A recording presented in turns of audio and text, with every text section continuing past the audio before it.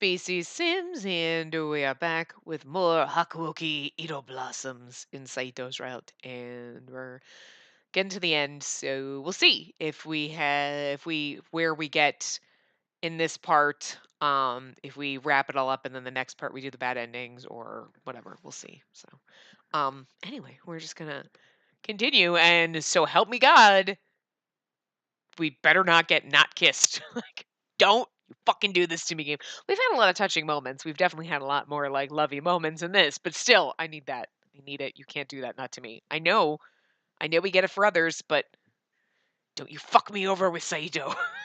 Like, there's a part of me that's like, I have trust issues now from the first game. Anyway, midnight was approaching. Long after the others had fallen asleep, I found myself tossing and turning in my futon. Instead, I gazed up at the glow of the constellations above my head, hoping that the night would pass soon. Just then, I heard a rustling sound near me, sensing that someone had awoken. I feigned being asleep, and I soundlessly turned to lie on my side to see who it was. It was Saito. He was being careful to sneak out quietly, and without making a peep, he exited where we were sleeping. Where could he be going? Perhaps a solemn place where he could stare longingly at the moonlight, safe in the shelter of the night? As he left the camp, I noticed his sunken, lonesome expression, so I silently followed closely behind him, hoping to get a peek into his plan. I found Saito alone, just as I did back in Kofu, and his eyes were fixed on the pattern of sconces shining through the patchwork of the night sky. Saito, I timidly called out to him, and he waited a second before turning to look over his shoulder. He's like, "Why the fuck do you always follow me?" "'Cause I'm clingy and needy." And he's like, but he's smiling at us. It's adorable. He's like, "You suck. Stop following me." Like, has our conversation about your penchant for wandering around alone been forgotten again? His words were surprisingly not as thorny as I'd exp- I'd expected. God, I can speak today. Perhaps he was still occupied with unpacking all that Hijikata had told us earlier, which felt like a shadow ominously looming in our hearts. Yes, I had a feeling you'd say that. May I stay beside you? Saito didn't answer. Instead, he continued to stare at the sky. Yes, no, that makes a difference on what I do. Jeez. If I knew Saito, his reluctance to speak hadn't indicated an opposition to what I'd asked. Oh, wait. No, shh, shh, shh. Man, everyone sees. I like how they don't show her. They have yet to show her eyes, so that we don't have to be like, God, her stupid derpy eyes are ruining it. Like, I stepped into the grass, watching my steps through the darkness to stand beside Saito. The only sounds around us were the chirp of insects humming in our ear, scattered throughout the forest. Ah! I love him. Where did we go wrong? Saito's voice just barely hovered above a murmur. I nearly confused it with a cicada chirping. Wrong? What Heisuke had suggested earlier, that Sonnet had somewhere along the way fallen astray. I've contemplated the answer to this question for some time now. What, like a few hours? It seems Saito was speaking to himself rather than asking me what I had thought about the situation. And as Heisuke said, there was a time in which his duties as a warrior were upheld with pride. It begs the question, when did his heart go missing? Well, his question demanded a thoughtful answer, and honestly, I questioned whether or not such an answer existed. Even for Saito, who was known for his deliberate, articulate observations, to have been left to wonder, I did my best to offer my perspective. I think the only one who could answer that question and admit to any wrongdoing would be Sonnet himself. And maybe it wasn't only one moment of weakness or an isolated incident. Perhaps, without realizing it, this was a result of many mistakes that Sonnet made in his search for purpose throughout all of this chaos. Maybe at some point, while making all of these mistakes, he realized things would never be the same. Saito watched me intently, listening to my answer without speaking. Eventually, his eyes fell to the ground. So I, too, may succumb to such a fate. What do you mean? Succumbing to the bloodlust, watching my sanity slip away like sand from my fingers. I'm like, sound from your fingers? I know I ruin everything.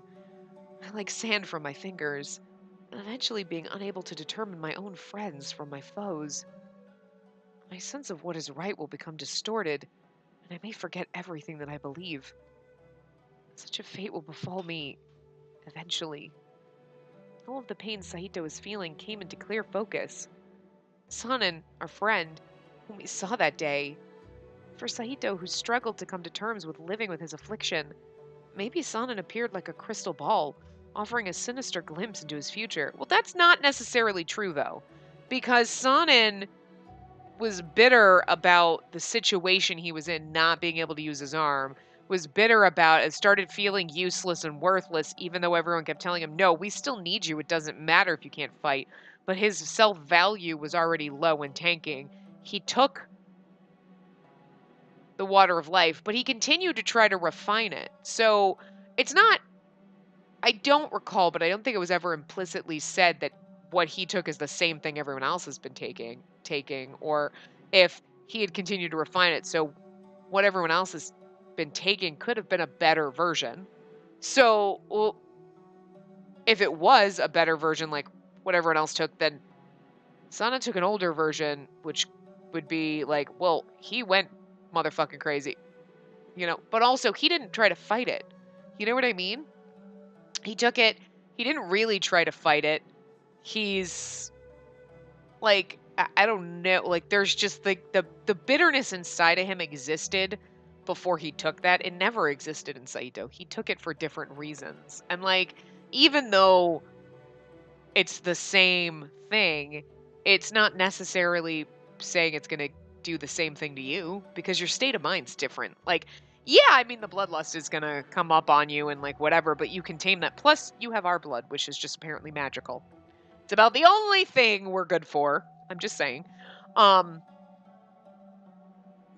but like, Sanem was already like, he let himself like go to the dark side. It's because they have cookies, but if you're not swayed by cookies, you're fine on the light side, is all I'm saying. Anyway, I don't think you'd end up like that. Just because the two of you drank the water of life doesn't mean that you're destined to experience the same fate as him. Why is that? Saito's expression was full of doubt, something that was so unlike him. Because you're strong, Saito. No matter what choice you're confronted with, I don't expect you to ever make the wrong one. I almost saw a smile curl on the corner of his lips, but his shoulders remained tense and guarded. Look at that determined look on his face. God, I am not strong. If I were so strong, then I would not have required the water of life to defeat a demon. Strength doesn't just come from your ability to fight in battle. That's adorable. I was like, oh, thank God she was like, it's not just physical strength, stupid.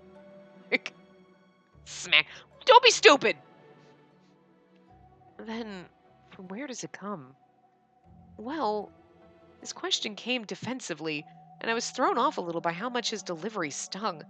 Instead of answering, I retorted with my own question. Let me ask you something. Why is it that you keep your sword on the right side of your hip, Saito? I told you that I'm left-handed, had I not? There are plenty of people who are left-handed in this world. But for swordsmen, most of them try and adapt with using their right hand, don't they? You said so yourself. No matter which dojo you'd attend, they would immediately attempt to correct you to use your right hand. What is it that made you keep going, that made you refuse to change? Saito had not anticipated me to turn the line of questioning onto himself. His eyes widened. It appears I struck a nerve with him, and after an awkward pause, he finally answered, Because there was nothing to change. My prowess was undeniable, even with my left hand. So why should I be made to change and use my right hand, and allow my technique to suffer thusly? A question for which I had no reasonable answer. See? And that just shows how strong you are, Saito. What? Because you kept with your resolve. You made a decision and you stuck by it, and you fought for it despite all of the naysayers. I don't think that could have been easy for anyone to deal with. You asked yourself if the same fate will happen to you as it happened to Sonnen, but I think you already know the answer. Only you can decide what's right for yourself. With that attitude, it can only lead to good things.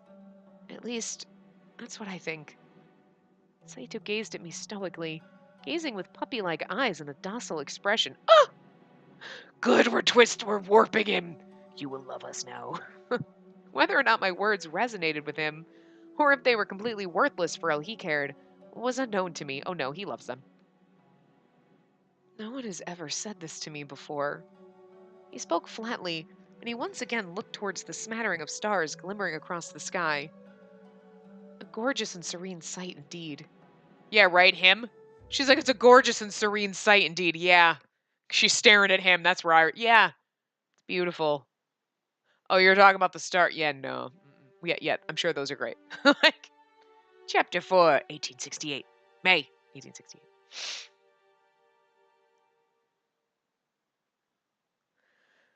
Ooh, ooh, ooh.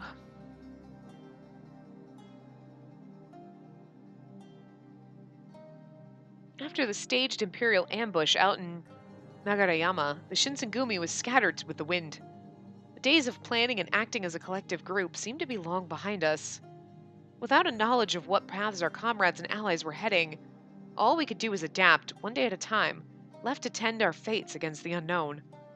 Despite these circumstances, Saito heroically led the remaining men to Aizu. I know it's Aiz, but according to scout reports, I think it is anyway, the troops who had fought against the Shinsengumi and Kofu were now marching to the northeast to subjugate whatever resistance remained. Supposedly, it was the Aizu who were currently engaging against the tide of incoming imperial soldiers. Nagakura and Harada, sadly, had never returned to the Shinsengumi after their hasty departure. However, rumors of their activity, including the formation of their own unit which was headed for Aizu, greatly aroused my attention.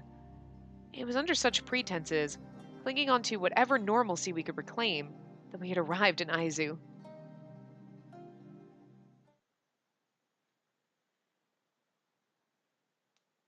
August of 1868. Wow, that went fast.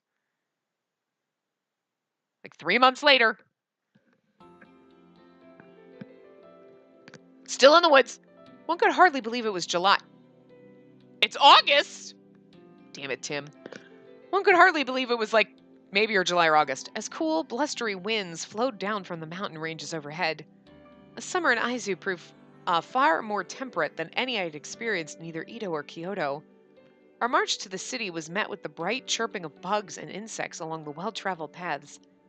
For us, our arrival followed an arduous but hopeful journey, and a reunion that took months in the making.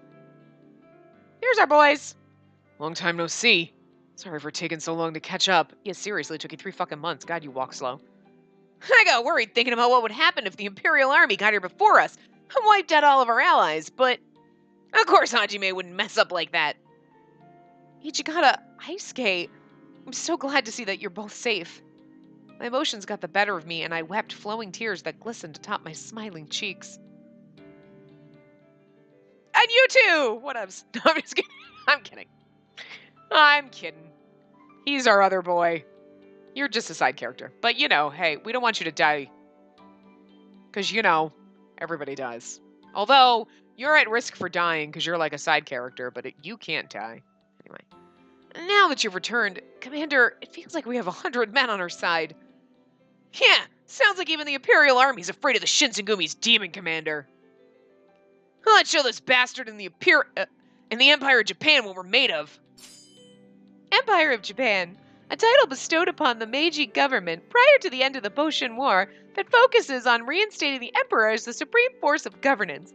It was created by the Satsuma Choshu forces. You all haven't changed a bit. I mean, it's been 4 years, dude. We're pretty set in our personalities. Saito, on the other hand. Commander, what happened to your foot? Until Saito mentioned it, I hadn't noticed that Hijikata was dragging his left leg as he walked. That's nothing. It's like your bones sticking out of your... I'm fine! But Oh, never mind. Okay. Oh, this? Nothing. I messed it up a little back in the battle at... I cannot read that. Because that's it. Usonomia. Usonomia? But that's not normal spelling. Yeah, okay, I was like, there is no TSU. That's not... Okay, because it's a typo. Usunomiya domain. A domain located in between Nikko Kaido and Oshu Kaido after the Battle of Toba Fushimi hit defected to the Imperial Army. Doesn't hurt too much. I don't think I'll be doing any running for a while around the battlefield. I don't know why I can't do his voice. What the fuck just happened? Anyway, such a pain in the ass. Pain in the ass. Fucking pain in the ass. Oh, even though he was dealt a less than thrilling hand, I hadn't seen such an enthusiastic, positive response from Hijikata in a while, and he was smiling no less. Oh, he's been smoking the mushrooms in the forest. Saito, heard you and your men have been taking care of some Imperial soldiers on your way up. That right? Little bird's been humming in my ear about it. No. Shirakawa, yeah. Shirakawa Castle was under siege, and I joined their front lines. Unfortunately, our efforts proved futile. Shirakawa Castle, the fortress at the center of the Shirakawa domain. Over 3 months of intense warring occurred here between the Imperial Army and the Shogunate during the Boshin War. Enemies had taken the gate, making it impossible for us to retake the castle, and we were driven back. How much longer we can support the front lines is unknown. Saito solemnly delivered his report detailing the challenges he'd faced, but Hijikata looked at him kindly. It's kind of like, so like, there's like, we're losing this is all I'm saying, so maybe we should just... But it's kind of like if you're like, we're losing, and they're like, no, keep fighting. You keep fight that. You know, all the important people sitting in their cushy offices or at their castles or whatever are like, nah, you're fine, keep fighting. You get your ass out there. Like, hey, putting your neck out there for us. Something peculiar raised my attention. In the past, Hijikata had acted on a policy of sternness and discipline, making him a lot harder to approach. Now, however, his demeanor was far more relaxed and sympathetic. A far cry from the commander under whom I had served. I wondered to myself if during our separation he had experienced a change of heart, one that challenged him to open himself up to those he had cherished most. Because all my friends are dying or leaving. It's kind of like you just some point you just have to. He snapped. He's like, snapped. Okay, I gotta fix this. As I ruminated upon this thought, Saito then asked the question about which all of us had been worrying. Commander, how is Chief Kondo? Hijikata fell silent. He let out a heavy sigh and his gaze dropped timidly to face his feet. His answer, expectedly, was short. I couldn't save him. Is he dead? Somewhere in our hearts, we had all anticipated this answer, but having it expressed so directly, there was nothing to stop our hearts from sinking, for each following breath to be drawn into our lungs was like pulling tar from the cracked, dark earth. So, I assume he was ordered to commit seppuku. Ritual suicide. Honorable suicide. There you go. Seppuku. The act of disemboweling oneself. That sounds disturbing. I know what it is, but it's still what... Did you... I don't need the word disemboweling. It just... It brings up a mental image that I just don't want, thank you. Which carried weight in society as a ritualistic form of suicide, thereby preserving the honor of one's name while simultaneously acknowledging the depths of one's sins. Ichikata shook his head. Oh my god, oh. No, he was beheaded. Beheaded? Although both seppuku and beheading were public forms of execution, what they meant were entirely different. Oh, did I miss a thing? Wait, hold on. I saw something. Okay, it was beheading, a humiliating form of execution that involves the forced removal of the head with an enormous sharp blade. I'm not necessarily sure we needed the glossary definition of beheading. I'm pretty sure we all know what that is. Anyway. Okay. Ancient legends used to say that a human soul was stored inside their abdomen. So by committing seppuku and slicing open your chest cavity, it meant cutting into the place where your soul took refuge. No easy feat indeed. Compare this to the act of beheading, where your neck is efficiently struck with a thick, sharp blade. A death, I imagine, that was painless compared to seppuku, which you would think most people are like. Again, it's the whole point of that being honorable, and it's like whatever. Versus you're like, beheading. Yeah, but your brain is not dead for like how many seconds is it? It's too goddamn long. Where you're like, wait, I'm not dead yet. Like, I don't think you're like consciously aware, but your like brain is still alive. Like that's so scary. I mean, I'm thinking slicing your stomach and be like, oh look, there are my intestines on the ground. That's gross. Like, no, no, quick and painless in my sleep. That's all I want. Like, seppuku is a statement, and by confronting death in such a manner, a warrior's honor was preserved. It was the embodiment of chivalry in one last act. However, there's no honor in being beheaded. There are no appeals or vestiges of respect. There's only silence until the blade has fallen.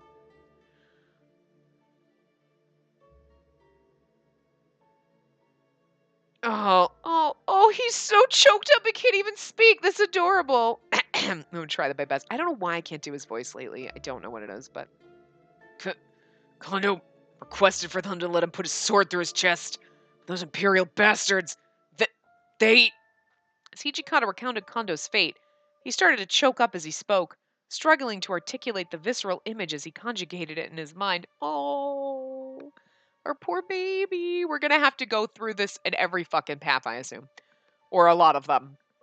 He took a deep breath, and through gritted teeth, we heard what had become of our chief.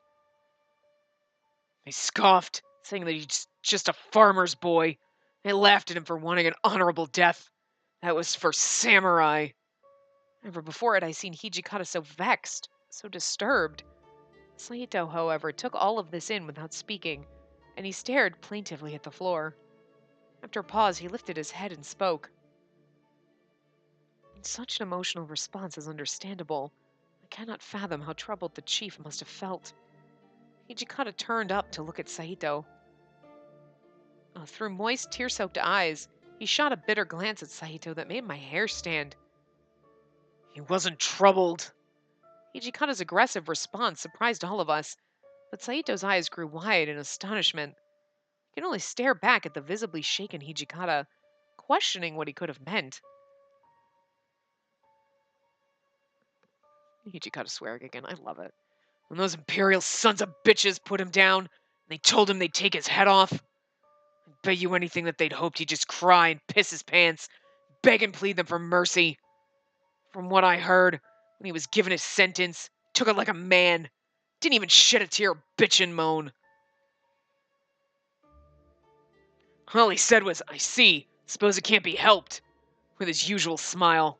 That's all. And he said, cannot enter the afterlife with such a slovenly appearance, so allow me to shave my face at the very least. Of all the men in the world to die, it'd have to be him, even though he was born into a common family, or that he wasn't even given an honorable death. No matter what anyone says, no one will ever be more of a true samurai than him. How many other men in this world can lift their heads proudly and stand their ground in the face of death like he did? Yeah, and we're all like, pretty much everyone here, because that's what we do. But Saito fell silent. Ichikata's words fell heavily on the ears of everyone in the room, and we were speechless. Room?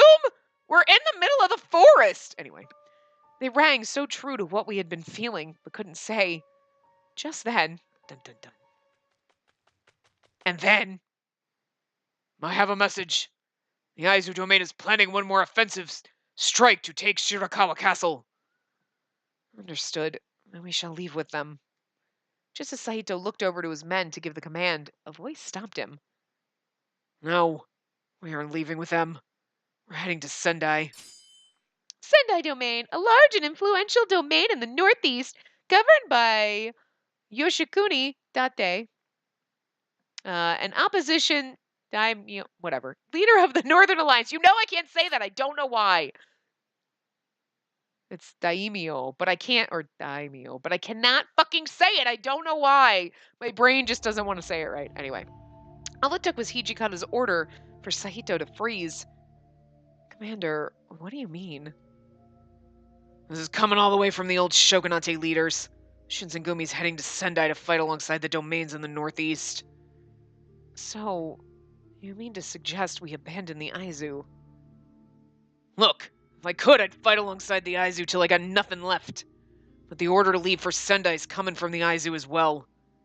In other words, it seemed that the Aizu's plot to strike the castle was a decoy for the Shinsengumi to escape and support the northeast safely. If that was the wish of Lieutenant General Masudaira, then perhaps the Shinsengumi had no choice but to follow these orders. Lieutenant General, the official military title reserved for Katamori Masudaira, and I can say Masudaira, but I can't fucking say daimyo. I can't fucking say that. I had to stop and think about it. Of the Aizu domain, who formerly led the Imperial Guard. If these are the wishes of Lieutenant General Masudaira, so be it. However, I cannot honor your command. Saito! Hijikata shot Saito a stern look, like an instructor staring down upon a student. Saito. Oh! You're going against... Oh, you're being your own man. I love it. You're not a whipping boy anymore. But this did nothing to faze Saito, who merely gazed back at him coldly. The Shinsengumi owes a great deal of gratitude to the Aizu domain. Simply put, had the Aizu domain not been there for us, the Shinsengumi would likely not exist.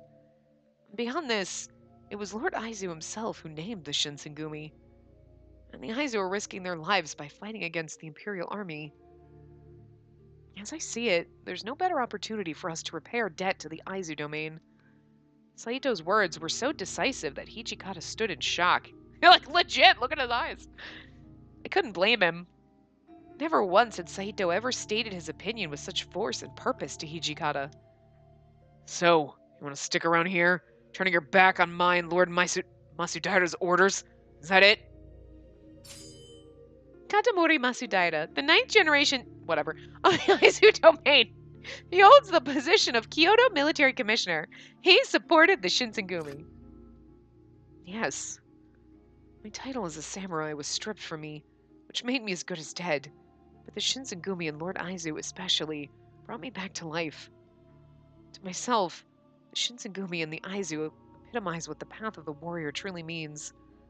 Abandoning the Aizu means turning my back on this path. I see. Guess I understand where you're coming from. Are you sure about this? The Satsuma and Choshu, especially the Choshu, have a real bone to pick with the Aizu. Probably hate the Aizu more than the whole goddamn Shogunate put together. They'll hit you with everything they got. They kill you, I've no doubt they'll treat your body like trash. I'm well prepared for such a scenario. Saito's willingness elicited a wry smirk from Hijikata. Then, guess that means this is goodbye for us. I apologize. Oh, come on. No need. Seems like you made up your mind. There's no use for me to put you down for it. Man, I never knew you could talk so much. I don't know if I've ever seen that side of you. I didn't know you could fucking talk at all. Hijikata let out a hearty chuckle, but Saito continued staring at the ground. Or perhaps he couldn't bring himself to look up. Hijikata, do you remember when I had first arrived at Shei Hall? Shie Hall. A wide grin curled from Hijikata's lips as he showed eagerness to respond. I couldn't forget it if I tried. I was gonna see Baby Saito! Oh no, look! I love it! I know it's still them, kind of like as we knew them, but it's like old. It's like flashback. Flashback! We never had any bamboo swords at Shei Hall. Just those wooden ones that you bastards would use to beat the hell out of each other. Jeez. I remember Soji was the first to challenge you to a fight. I worried the two of you would break 5 or 6 bones all accounted for. Well, worst case, one of you could have died. And God damn it, Soji. Kid used so much force, I was sure he'd kill you with his wooden sword. If we hadn't put a stop to it, then one of you would have been dead on the floor, still as a rock. There was a bright glimmer of nostalgia coming from Hijikata's eyes as he reminisced about Shei Hall. Kondo, Hijikata, Sanin, Okita, Nagakura, Harada, and Heisuke, the place where all of the Shinsengumi men had spent their youth, and now they're falling apart. This is so sad. It's gonna be like the saddest happy endings to a game ever. You're like, yay, it's happy ending, but it's still kind of sad. For Saito, it was a home of refuge in which he could forge both his identity and his technique. A place to call home. For the first time ever, no one referred to me as a coward or a heretic, or some other callous term once our matches were completed. Well, when it comes to crossing real swords, there's no time to bother with any shit-talking. You'd stick to the sword in your mouth as quick as you could open it. Besides, what idiot would call putting your sword in your right hip cheating? From your perspective, pretty much everyone else was cheating too. Coming from Hijikata, those words must have been the greatest gift Saito could have ever received. Back then, I believed in one thing, that if the order came for either you or Kondo, I could kill anyone, no matter if it were some nationalist, patriot, or even a daimyo. Daimyo, whatever.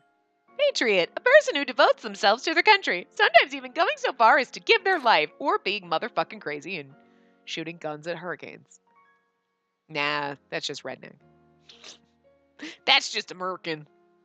American patriots are crazy. It's okay to love your country. It's not okay to love your country. I'm just kidding. Yeah, well, we kind of touted you around and made you do all the dirty work. Sorry about that. Saito shook his head, currently in response to Hijikata's apology. Shook his head currently in response to Hijikata's apology. Shouldn't have been a pause there, but... It was my will to accept those missions and execute as requested. I chose to follow your orders. And I intend to do so thusly. However... Hey, Saito, don't beat yourself up for us heading our separate ways. You served who you wanted to. No, beyond that, you carved out a life that mattered to you. That's all there is to it. The path is your own. There's nothing wrong with that. Saito looked to be fighting back tears. Oh! He suddenly dug his teeth into his lip, trying to hold back the deluge of emotions that was waiting to burst. That's so cute. I just want them to cry and hug each other. But even so, he spoke with a restrained monotone. Perhaps if he hadn't done so, his voice would be little more than a blubbering mess of emotion. Cute. So in typical fashion, Saito was attempting to remain taciturn in the face of duty. After a moment, Hijikata turned to Shimada. Shimada, where are you off to next? I will follow you, of course, Hijikata, sir. I have come this far, and wherever you shall go, I shall go. Bye, Shimada. What about you, Heisuke? Are you leaving with Hijikata as well? Well, I mean, I kind of died once already, so... This whole time I've been wondering to myself what I wanted out of life enough to dodge that whole death thing and come back. Heisuke stopped himself. Did you think of an answer? It's not what I asked. That's not what I fucking asked you, Heisuke. Jesus. No, I'm just kidding. Well... Heisuke scratched his nose absent-mindedly before timidly assuming a reflective tone.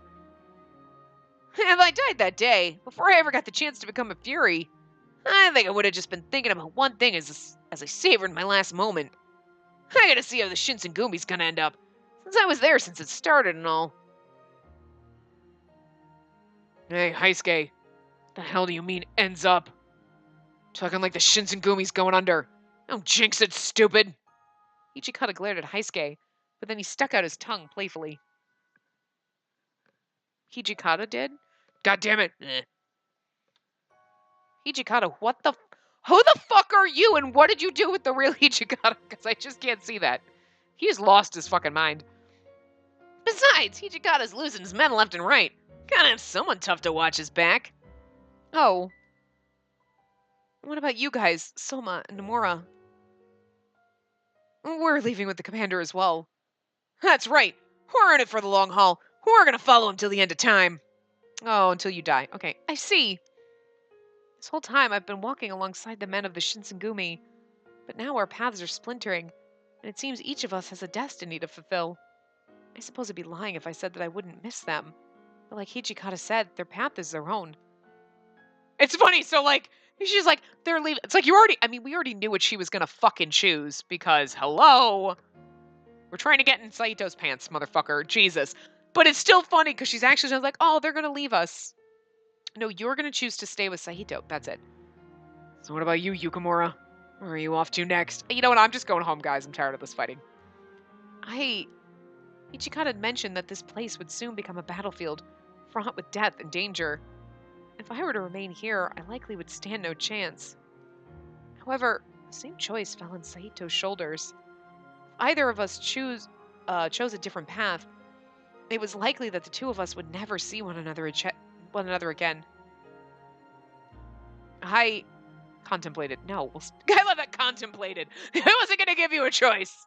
What, go with you, and then you never see him again. Bad ending. We'll stay here, obviously. I will stay here. My answer came to everyone's surprise. The individual who seemed most stupefied was fucking Saito. Saito, whose expression was still aimed towards the ground in a fit to suppress his emotions. Although the words hadn't come from his mouth, his brow told the entire story, furrowed with so much curiosity as to why I answered how I did. Oh my god, Saito, I fucking love you. God, get it through your head. He's so oblivious. You heard our entire conversation just now, didn't you? Aizu's about to become hell on earth. Yeah, but if my angel's here with me, it'll be okay. Yeah, but I love Saito. Are you fucking dumb? Are all of you fucking dumb? I just want to grab his, just grab him right here and be like, are you stupid? Where have you been for the last 4 fucking years? I love that man over there. Of course I'm going to stay here with him. I'm not fucking dumb. God, idiots. It's like, I gotta spell it out for you? None of you were clued into this? Seems like some people were clued into romance happening in other paths. They're like, I get it. Wink, wink, nudge, nudge. But, Jesus. Anyway. You stay here. There's no doubt in anyone's mind that you'll get your ass killed in a horrible way. So despite all that, you really want to stay? Yes. I'd be lying if I said I wasn't scared. But the thought of living my life away from Saito, scattered somewhere else while he fought here, I couldn't think of another option. Maybe I shouldn't even bother asking. Sorry, we don't love you right now. Later. As Hijikata expressed his resignation, he glanced over at Saito. He's like, what the? Oh. Duh. Tap, tap, tap. Wake up in there. In turn, Saito's gaze was fixed on me, staring at me with the same stoic blue eyes I'd always admired. All right. I'm going to give you a chance to talk it over. Maybe change your mind. You can always catch up with us later, kid. With that, Hijikata kindly patted my shoulder with his hand. Oh, that's like a hug. That's like a hug in Japan. And from Hijikata, that's like a giant hug. It's like, okay, my kid, we love you. He's like, pat, pat. Oh, Hijikata just hugged me. Then he turned around and began sauntering down the mountain path alongside Shimada, Heisuke, Soma, and Nomura. As soon as their footsteps were out of earshot, Saito broke the silence. What the fuck? Why was that your answer? It had been so long since I'd found myself on the other end of one of Saito's frigid questions. I'd be like, are you Girl, this is the point where you're like, all right, here's the deal. I'd be like, are you stupid? Do you not understand that I fucking love you? Can you sit there and tell me you don't fucking love me? If you're like, no, I hate you, you're a pain in my ass, I'll fucking leave. Don't you lie to me, motherfucker. The bite in his voice made my stomach drop, but I stood tall and stayed put. It's not too late. Run after Hijikata and go with them. No. Had you been ignoring everything that was discussed earlier? War and bloodshed will ravage Aizu like wildfire. There's no guarantee of your safety this time. You'll die and your life will have been a waste. I looked straight at Saito, facing his harsh words head on, and I turned the questions back to him. Saito, you plan on dying on this battlefield, don't you? Wait. You plan on dying on this battlefield, do you? Okay. No answer came from him at first. Surely he had planned on explaining some lie in order to save face. Instead, he grimaced angrily and threw his hands into the air, as if he had abandoned his original answer. I can't believe, that's the most un-Saito thing for Saito to do, is just just throw his hands up in exasperation. Whoa, it's like you're a Muppet all of a sudden. So what if I am? In this moment, I'd realized that any sentiment shared between Saito and myself was thinner than a strand of hair. We'd never exchanged promises for the future. Don't do this to me, game! In all actuality, I had no clue what Saito thought of me, much less if these thoughts bloomed into anything real. All that we had to fall back upon were our words. Perhaps only in the space of our conversations had I done anything to climb into his heart, but only just. Even so, I had to try. And I'm staying here too. I won't leave your side until the very end. As the words escaped my lips, Saito scowled at me with such ferocity. It was as if his eyes could summon daggers that were aimed right for me, because he loves you and he doesn't want you to die. But he probably doesn't think he's man enough for you. He's a Debbie Downer. He's the, like, I'm not good enough for you. Oh, shut up. Let me decide that for myself, goddammit. Is it because I saved your life? The command to protect you came directly from Hijikata. All I did was follow orders. You need not expose yourself to danger on my behalf, meaning there's no business that requires your presence. Hurry and take your leave. But I refused to move. Instead, I balled my hands into tight fists and spoke. Oh my god, please just fucking tell him you love him. That's not it. I don't want to stay with you just because you saved my life. Then why? I was tired of being placed at the corner of his questions, and instead I fought back. I mean, God, just fucking tell him why. Oh my god, are you stupid? I love it. They're both so dumb! Is it too much to ask to want to be with you? My heart pounded furiously in my chest, realizing I was challenging a man who stored his anger silently behind his vacant expressions. Talking to a robot. But I was steadfast in staring into his eyes, patiently attempting to draw whatever truth I could from them. Saito once said to me that the heart sings its song through the eyes. Pools of azure floated idly in his irises, and I was lost in them as their light made its way to me. Eventually, he turned away. Oh, that's like the most romantic thing he's ever said to us. I cannot bear the thought of your death. At last, an honest truth came from his tired lips. And so, too, relief came to me. Saito had exposed his heart to me, face to face. I knew that's basically I fucking love you! Well, I can't bear the thought of yours either, Saito. But this is a truth I've come to accept. The truth that one day you may not return to me. But I also accept that if you abandon the Aizu when they need you most, you may regret it forever. So grant me this. I want to remain at your side until I can no longer breathe. I am yours. Oh my god. I love it. I know that this is rather selfish of me to request. Saito took in everything I had said, quietly considering my humble words. It looked as though each word was turned over and over again in his head, perhaps searching for one last way to convince me to leave with Hijikata, but we already had full romance with him, FYI. Before I checked at the end of the last part, we hadn't even got to this chapter. So they give you, I think, a buffer of how many, because there's not a lot of choices that you can make. But we already have full bloom romance. Yay! Which we knew we were going to get because whatever. But we didn't have to get all of the answers right, just most of them. I am not as strong of a person as you think me to be. Out of the blue came a tender reflection. The power to determine what is right or what is wrong in the circumstance eludes me. Till now, I find myself torn. Part of me hopes to follow Hijikata, as if I still have time to change my mind. Do I die at the hands of my enemy, or do I wait until the madness of the water of life takes me instead? Of the latter option, I have no confidence in living. But my sword swings true until my last breath is all I wish for. I hope that, in my passing, I'll go nobly, like Kondo before me. In order to do so, I must commit what remains of my life to this path I've laid out before me. But you don't die right now. You live for a long time. You actually are one of the oldest ones, I think. You live you get to be 70, so yeah, you gonna live forever, bro. For the early 1900, late 1800, early 1900s, if you think about it. Because it's almost 1870. Yeah. You die in the early 1900s, I think. Anyway, that's why I decided to stay in Aizu. His tone didn't have the same detached nonchalantness to which I had become accustomed, but rather it was a frustrated expression of the state between him and me. This was likely Saito's inner self revealed, the true Saito who bore no need for pretenses. However, if you're looking at the man before you as an impenetrable warrior without fault, then the truth is best kept privy to the likes of you.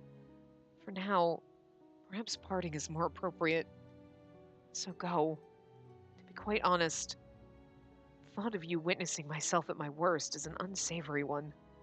His voice was hushed, but his words struck such a potent nerve within me that it was as if he were screaming them into my face. You're like, honey, here's the thing. That's what love's all about, loving you at your best and your worst. And still, I refused to move. I don't think you should worry too much about whether or not you're making the right choice. And this is something that's stressing you out. So whatever choice you make, I'll be there to support you no matter what. And no matter what happens to you, I'll never think anything less of you. So please, let me stay with you. I could see Saito's eyes widen. I mean, literally, because his eyes were closed, and now, our silence brought with it a nervous tension, and I almost felt as though he would strike me. I don't think he would ever do that. Okita, yes, but...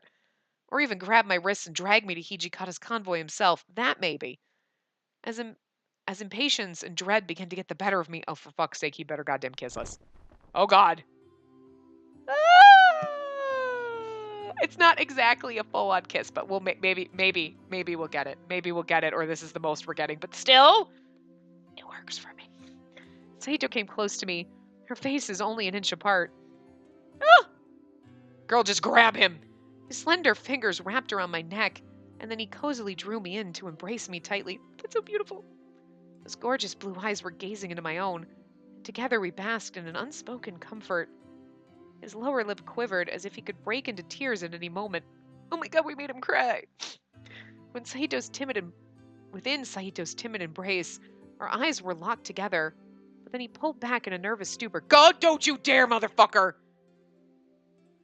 He's like, wait, are you sure you want this? Fuck yes! Fuck yes! Girl, you just... God damn it, if you don't fucking kiss me right now, you son of a bitch! This is why I'm single. Because I'm not the... Oh, I'm gonna think because you tried to kiss me. But you better motherfucking kiss me, goddammit. That's all I'm saying. So, is this what you truly want? Fuck yes. Every word he spoke sounded like he was working to convince himself of my answer, rather than an honest, inquisitive tone. You won't come to regret it later. Absolutely not. What you just said, that is how you actually feel, right? Fuck yes. Saito's leer was piercing, and with both eyes he was searching desperately for validation. Oh, poor innocent little robot rabbit. It was the first time I'd seen such an urgent, vulnerable expression behind his eyes, which had seen a lifetime of pain. So I told him the truth. Fuck yes. Yes. I want nothing more than to be with you, Saito. I know, right? I've waited 4 years for this. 4 years! Please, take me with you. Please take me. Take the with you off. Just please take me. I looked up at Saito, telling the man whom I had loved everything I knew he had yearned to hear. Saito's eyes moistened ever so slightly. That's so adorable. For a brief moment, he seemed caught in an emotional limbo, between laughter and crying. Fucking kiss me, goddammit. Your eyes are full of truth. Within them is an inimitable honesty. Wow, okay. I don't. As if your eyes could summon the very thoughts of your heart. Behind them, I see no hint of deceit. A wave of relief seemed to come over Saito, and he gulped anxiously. Then his lips slowly approached mine. Oh, dear God. Just before our lips touched, Saito contemplated for just a beat. And then, as if he were repeating my words again in his head, that's so adorable, he's got to keep saying it to himself in his head, his lips curled into a smile. At last, our lips met. Finally! It was the first time I'd ever kissed a man. At first, my heart raced frantically, pounding harder than I'd ever felt, and then I was enveloped by a warm sense of calm. And that's true, because she hasn't kissed any of them. Our first kiss was Saito. Because he was our first, but whatever. Saito's supple lips quivered preciously against mine. That's adorable. Why is he adorable? If only this kiss were a promise for the future, beyond a blissful ephemera. But what lies in store for us, we don't know. It could be a lifetime of despair and woe. But even then, the moist, tender touch of his full lips pressed against mine as we exchanged a moment of passion, as we exchanged a moment of passion, gave me a life's worth of happiness. Okay. In this moment, our hearts became one. This alone was enough for us as we considered our lives hanging in the balance of our future. We didn't actually get the kiss, though, but you saw. I still feel a little cock blocked because it was close, and you were like, I just you couldn't have actually made it. It's okay though. It's okay though.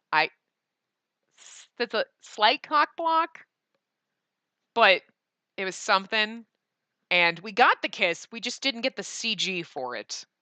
The full on. It was the like really close, like you teased me. This game is a cock tease. The next night, as we were approaching our camp, our walk was interrupted by misfortune. Saito! The color in Saito's face had all but left, and he began to gasp for air. He dug his fingernails into his chest, grimacing from the agonizing pain, as sweat began to cover his fragile frame. Girl, you know the drill. I give him blood, motherfucker. Saito, here, drink my blood. Saito, as usual, shuddered at the thought, and he turned to look away from me in a discomforted fit. You're like, I've seen you in the worst. Come on. Fucking do it. Like I had done previously, I unsheathed my kodachi and made a small cut just underneath my ear. I mean, we've seen this one, like several versions of this one. Saito quietly held me closely, bringing his eager lips to suck at the small droplets of blood emerging. His warm, tingling tongue traced the path formed by the slow trickle of the falling droplets down my neck. Damn. See, the game gives us this. They don't give us the kiss CG, but they give us this, like, him, like, just licking blood off of you, which is like... Okay, alright. After a panicked moment, Saito's breathing finally began to calm, and eventually it normalized.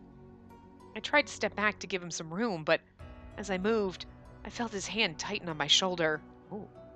Then he coolly whispered into my ear as the cut underneath began to seal itself. Oh, a little longer. Please, let me linger for just a moment longer. His words were so gentle and sincere, you're like, anything? Okay. I gave him a small nod, and I leaned myself against him.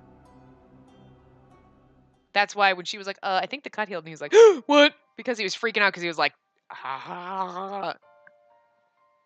Because he's wanted a bonus for a while now. Yes! It's about time. It was the night before our departure for Shirakawa Castle. I had spent a peaceful night in a room all to myself thanks to the Aizu military generously renting a house for our accommodations. Although our own chances for victory were dwarfed by the size and weaponry of our adversaries, for some strange reason I felt no fear or worry. Perhaps it was because I had already accepted the fact that our backs were against the wall. Maybe it was because I was given a chance to remain beside the man that I love. Yukimura, it's time for you to rest, is it not? Staying up all night may exhaust you, which may lead you to collapse during our march tomorrow. Well, why don't you rest too, Saito? Saito reacted sheepishly to my suggestion, and he turned away blushing. He's like, what, rest with you? Help me fall asleep. No. Oh. I know a way to make you feel a little bit better about that. I mean, time may be waning, but at least we won't miss out on certain things. That's all I'm saying. Please don't make me read that. It troubles me knowing that the amount of time we have to spend together may be waning. Oh! Would you laugh if I had said that I do not wish to waste a single moment with you by sleeping? No. I shook my head like, and Spacey's over here like, I don't think that's what he meant, but that's where my brain went. I feel the same way. Sleeping right now seems impossible. Indeed. Saito's response was short, but even so, I could tell there was a weight and sentiment behind it. He's like, you know, if I had just had the stones to say something 4 years ago, I know, right? Or like 2 years ago. I mean, I understand, take your time. But like, for fuck's sake, it's been 4 years, Saito. for all of them. The room was filled with a nervous silence, as if we both lingered on the cusp of saying something more, just hold each other. Ever since we had separated from Hijikata and Nagarayama, Saito and I had seen numerous skirmishes with the Imperial forces. I became aware of our thin chances of survival. Hope became a hollow gesture. This uncertainty made each moment we had shared all the more precious, and we savored every single one with aplomb as our hearts willed it. I glanced cautiously at Saito. He stared outside of the window silently, watching the scattered stars glimmering above. Saito, do you enjoy looking at the stars? My question prompted him to gaze inquisitively at me in kind. Why do you ask? That night in Kofu, you were so entranced by the stars that night as well. Your interest in my behavior is quite peculiar. Well, yes, I have loved you for some time now. The words came so naturally from my mouth. These feelings of attraction had stewed in my heart for such a long time. How had I not realized it? 'Cause you're derpy. 'Cause oblivious Spacey is oblivious! I mean, not us, her, but it counts. Saito merely blushed and shrugged his shoulders. It's not a starry night alone that captivates me, but also sunsets, rainbows, and the sea. That's so fucking adorable. I mean, rainbows are beautiful, but it's just so funny to see like a samurai guy be like, rainbows are pretty. You're like, they really are, but it's so cute when you say that. Why is he could literally sit there and be like, I like the color blue. Oh my god, that's adorable. Everything he says is fucking adorable. I can't help it. I love him so much.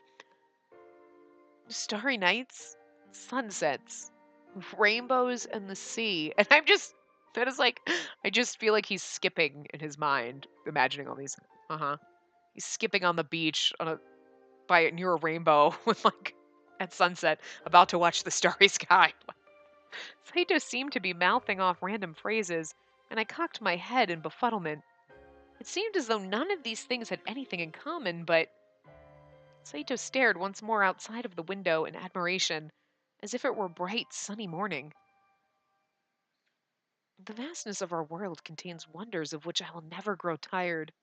God, he's so adorable. The night sky, the sunsets, rainbows, and the sea.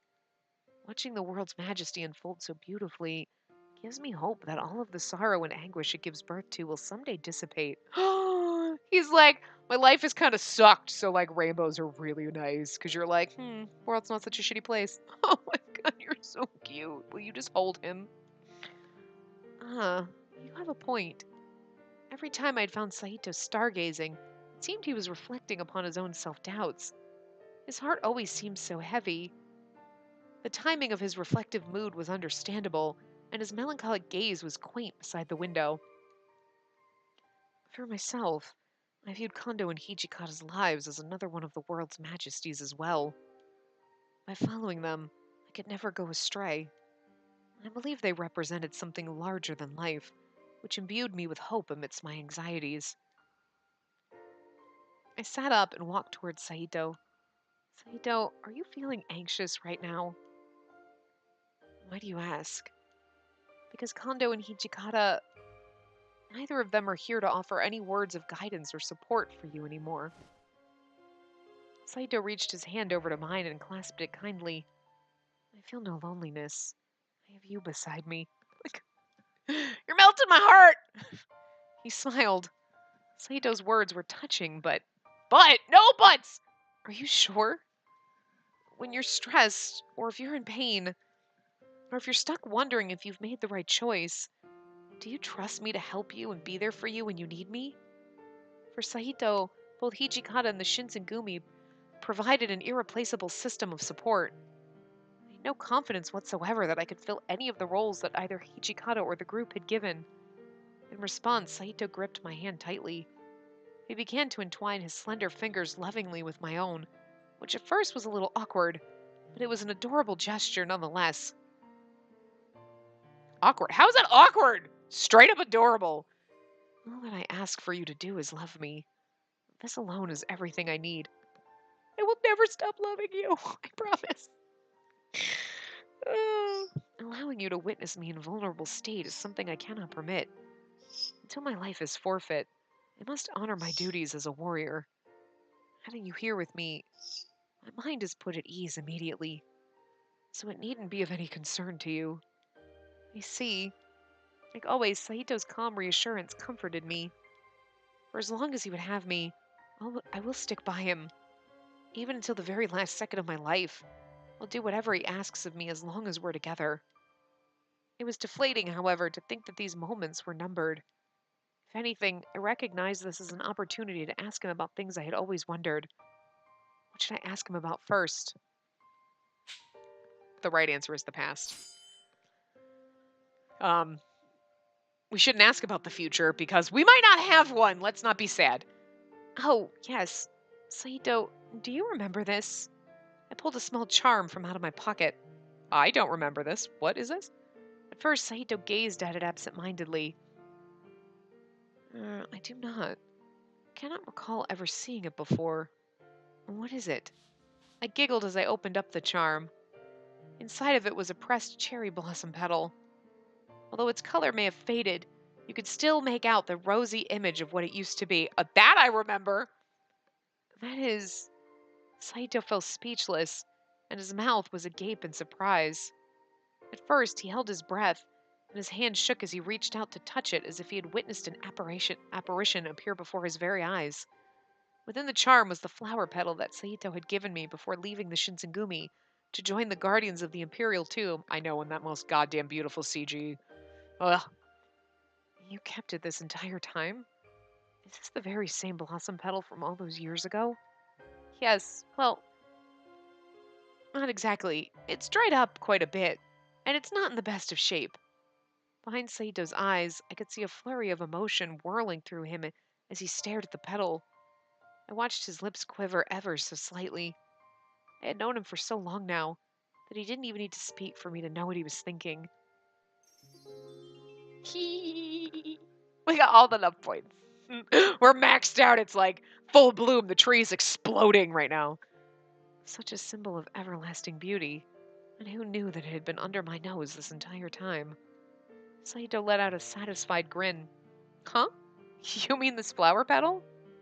But it's wilted so much. Speak not of the flower petal itself.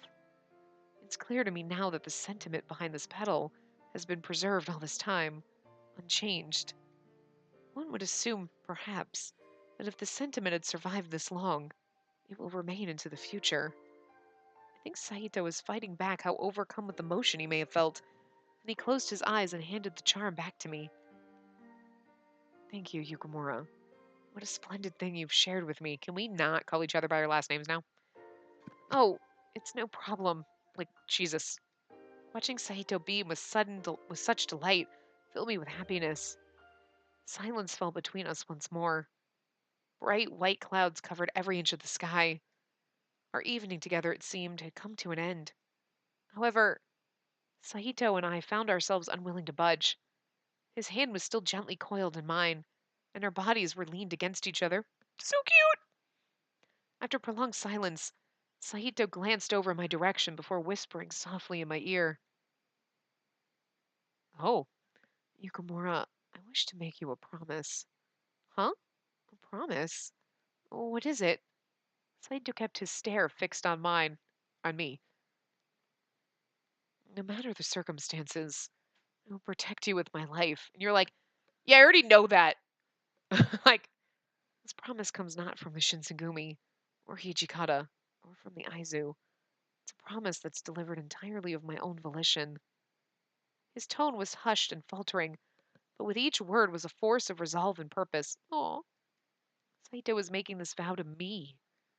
Knowing that he had assumed this responsibility and went so far as to call it a promise made my heart flutter. Yet, it was difficult to respond to at first. What response could I give after he had poured himself to me? My hands were trembling, but I reached out to him. I wanted to be as close to him as I humanly could.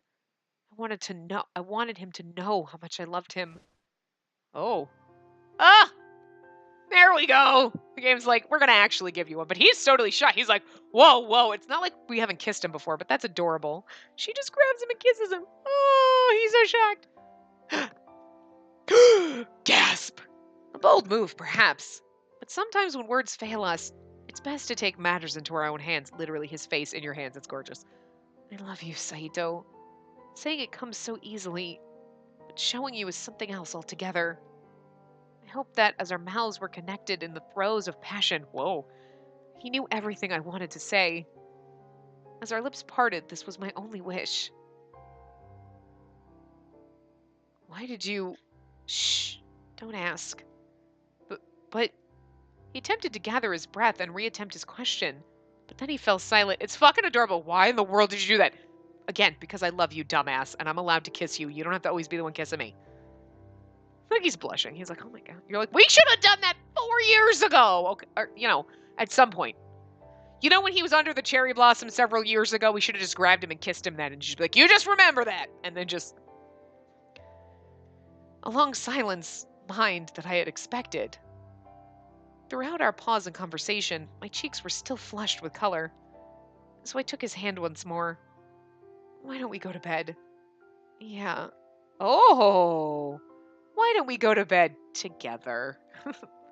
I know what she's thinking, sleep, but that's still cute because I just want to curl up. I just don't you just want to curl up in a ball with him? Anyway, our hands were still entwined. Saito's cheeks were red, and I led him to the futon into which he carefully made himself snug. I saw a playful grin curl in the corner of his lips, and it made me smile in return. A playful grin. Oh, what are you thinking, you naughty boy? Damn it, we're never gonna know. Anyway, you know what? We'll just pretend. I'm going to wrap this part up here. So we'll continue in the next part, which will probably be the end. Because that was the last choice we had was choosing the future or the past. So that's it. And then we get I don't know if there's a final chapter or if this just ends. So this will probably go on for a little bit and then we'll start doing our bad endings. So maybe we'll be able to do all of that in the next part. I don't know. We'll see. So anyway, I will see you guys next time. Remember to give the video a big thumbs up and subscribe to see more.